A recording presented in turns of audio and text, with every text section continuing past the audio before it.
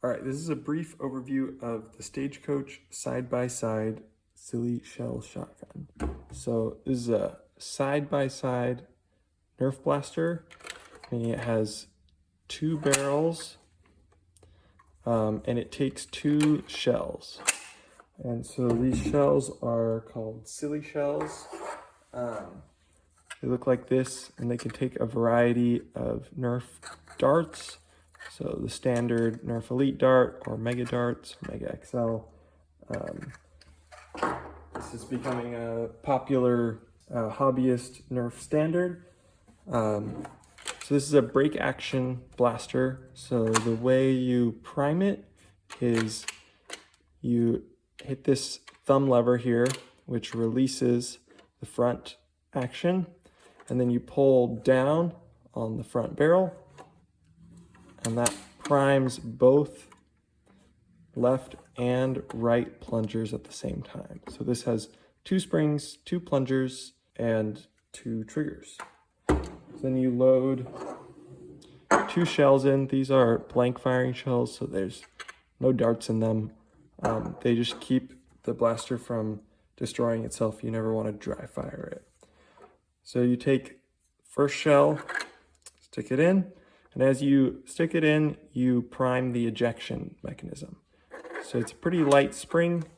You just push it in like that, and then it's in there. It is, can still fall out, but you can wiggle the blaster around. It's pretty locked in there. Only if you were to spin it upside down would it come out.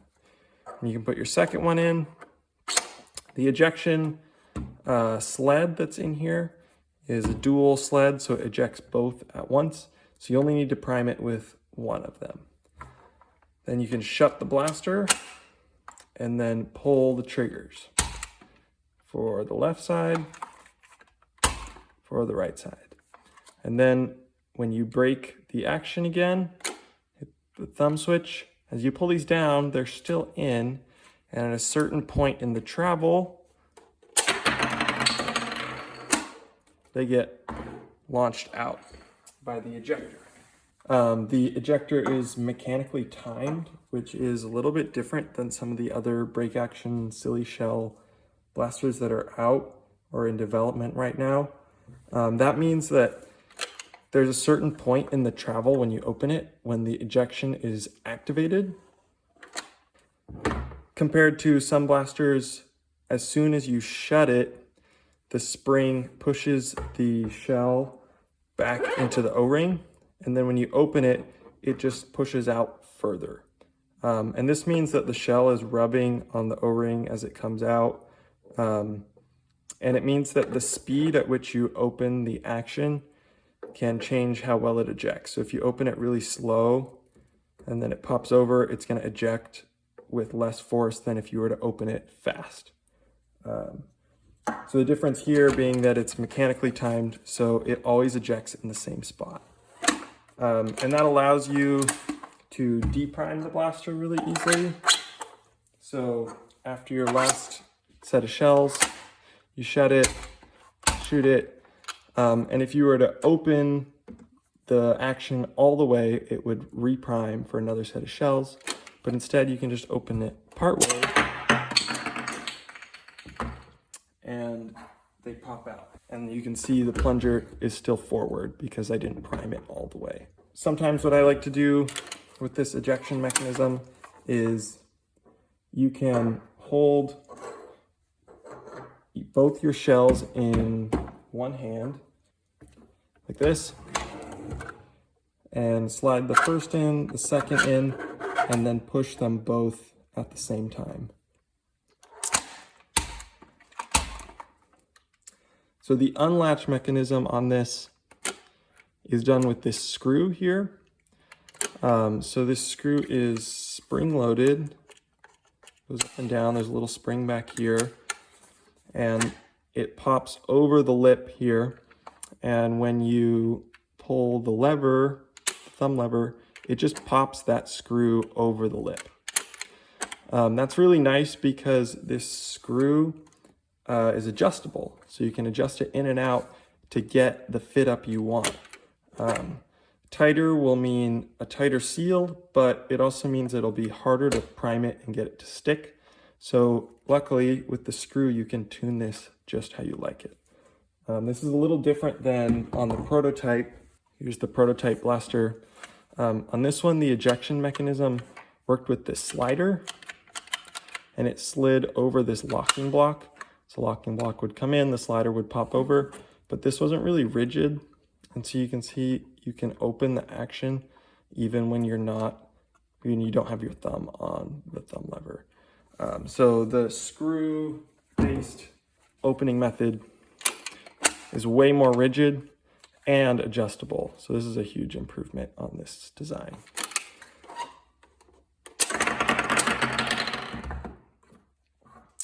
Another thing that's added feature on this design is the triggers. So this one has been set up as left trigger fires the left barrel, and the right trigger pulls both triggers at the same time.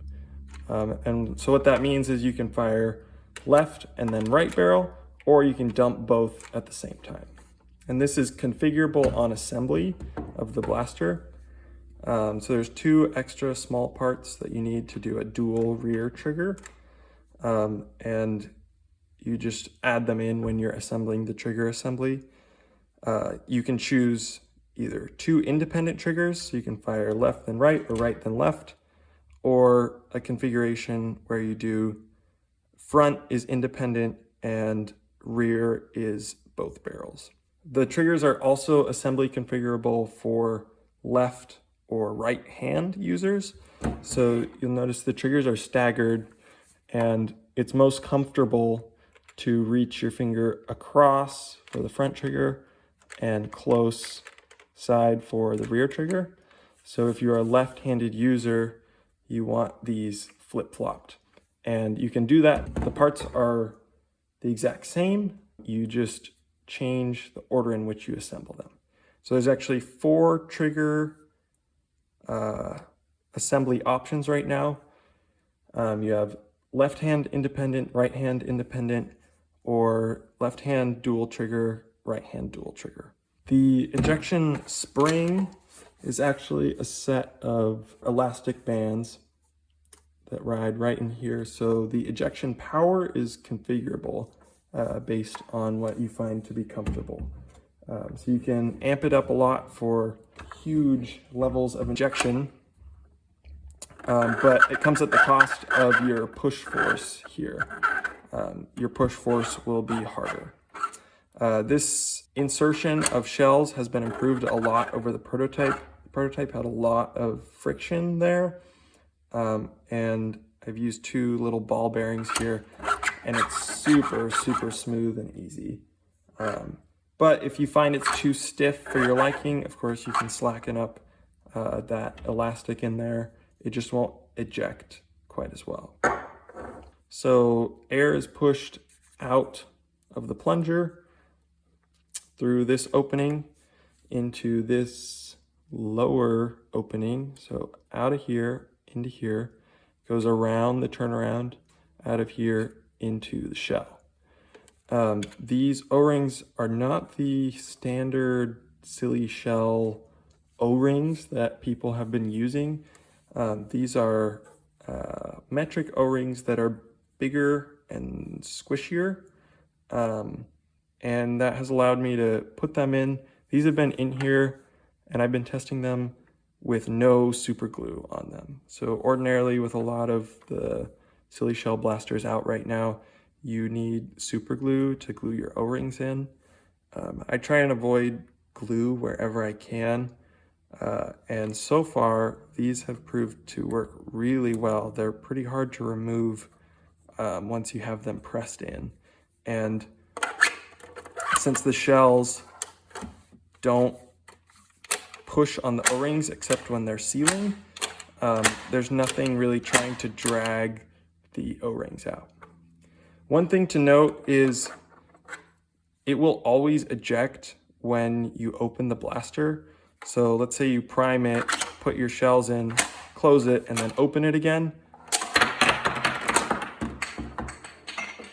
it's still going to eject them. So that's something to watch out for, but that is exactly how a real steel side-by-side works.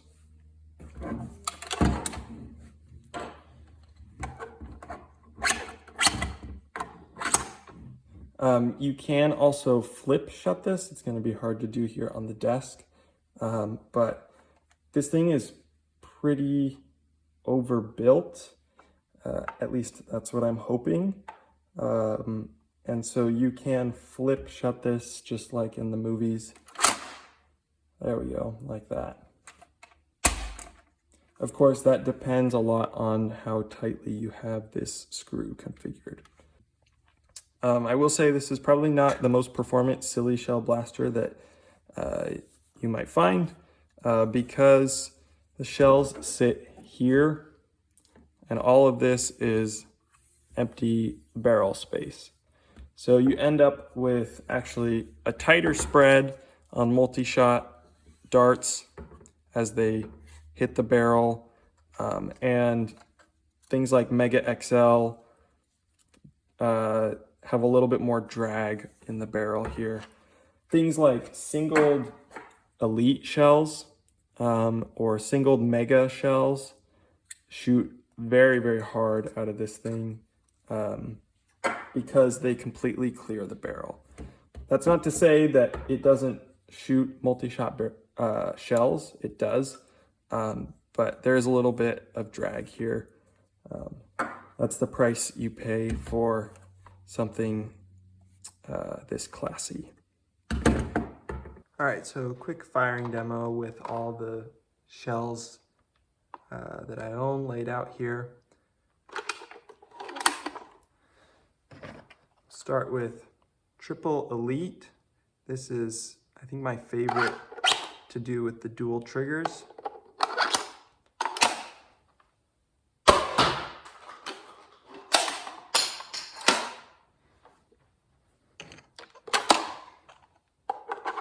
Here's 2 mega single shots.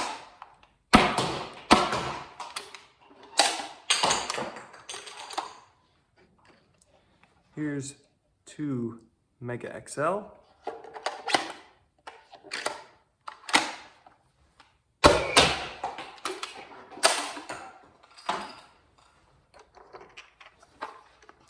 Here's some double elites.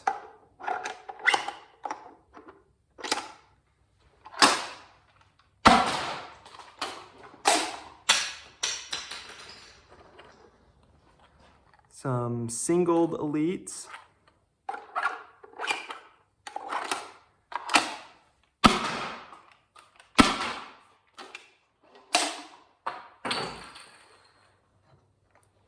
Here is 4 half darts.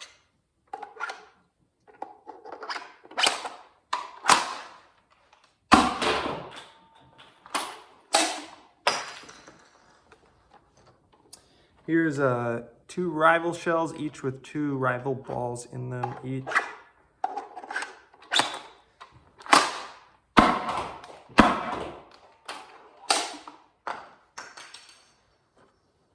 Here's 2 bottlenose darts. Unfortunately, the front of this one broke off because I have a concrete floor in here, but it will accept shells that are extra long that might not fit in other blasters.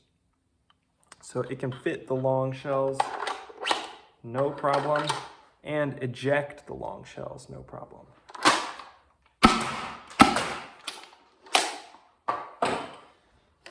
And last but not least, Mega XL.